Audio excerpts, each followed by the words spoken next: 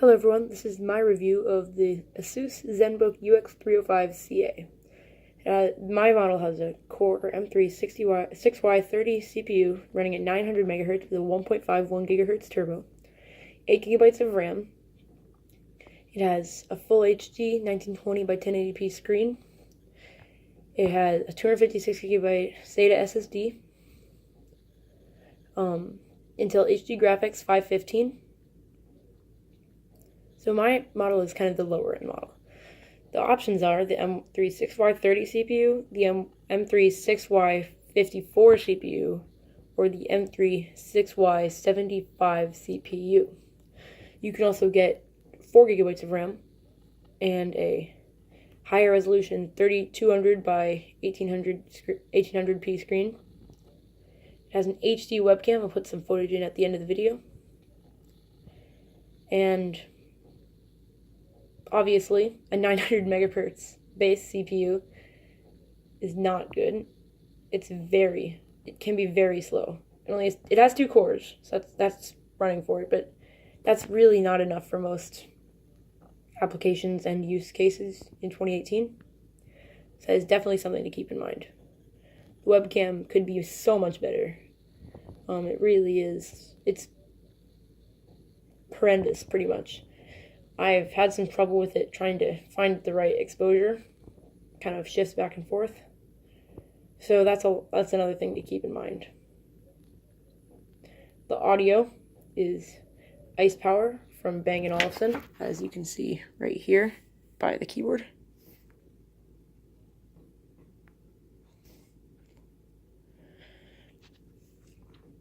It has a 45 watt-hour lithium polymer battery, 2.6 pounds of heft, and that's about it for the spec sheet. So the I/O on the ZenBook, pretty simple. It's kind of hard to tell here, sorry about the light, but one USB 3, micro SD card slot. This is something interesting that you should probably keep in mind. This top layer here is really thin. It's really easy to get dents like that. Just something to keep in mind. It still works, mind you. It definitely still works. Just something to keep in mind. On the other side, the power cord.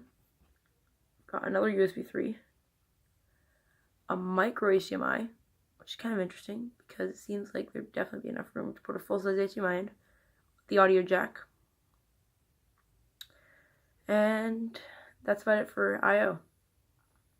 No USB-C, but that's to be expected from a laptop that's 2 or 3 years old. Like I said, from the other side, this top layer of metal between the ports and the top is pretty thin, so you probably, after a few years of use, will get some sort of dent like that. The keyboard is easy to type on. The keyboard has pretty good travel, as you can see here. It's a pretty satisfying click, especially on the space bar, especially on the larger keys, rather. If we're to go up here,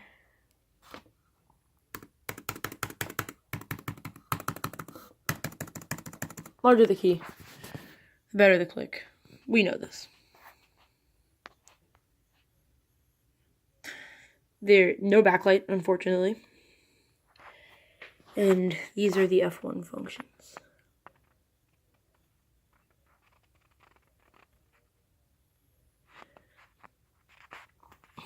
So, next. The hinge.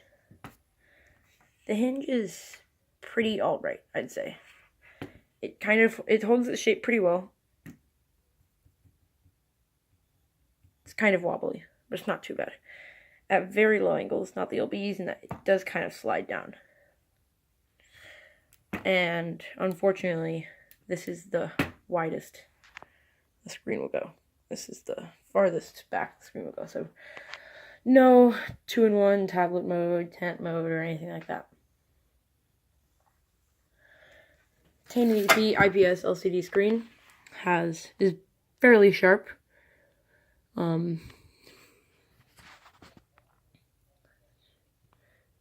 As you can see,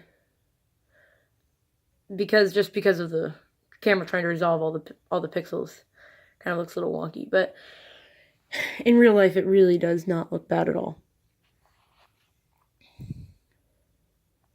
So I'll probably put the webcam footage, like I said, somewhere around here since we're up here. It's got, I believe it's a 720p sensor, 20 FPS, I believe.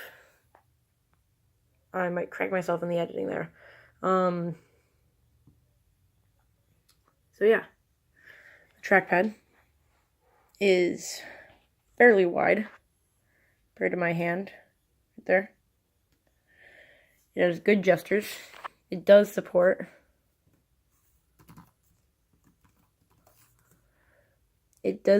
gestures like the once Opera loads up. It does support the 2-finger scrolling.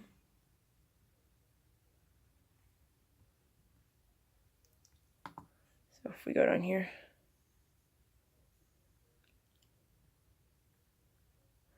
it also supports 3 fingers.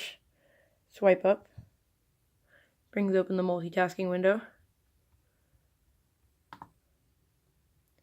And there is the zoom by pinching and expanding. Obviously Windows 10. I've never had any trouble updating. It always looks nice. One thing that I would do if I were you, if we go to display settings, change the size, or change the scale to 125% instead of 100%, because for me at least, if we're at 100%, taskbar is really small.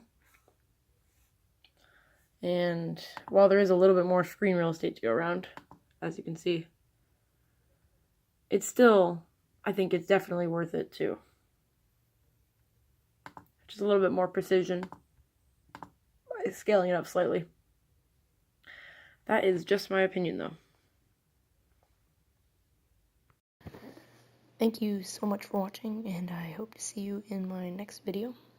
That will probably be a part 2 of the GIMP tutorial, or a comparison of Paint.net and GIMP. Again, thank you so much for watching, and I will see you next time.